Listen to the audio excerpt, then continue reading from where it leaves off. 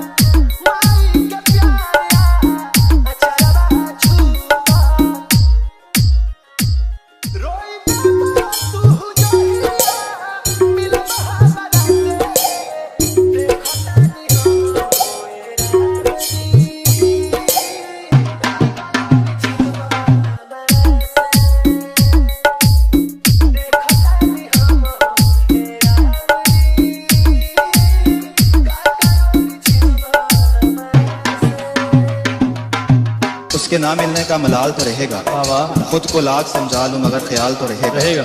और मैं इस जहान में उस एक शख्स का भी हकदार नहीं था क्या? खुद से मेरा ये सवाल था।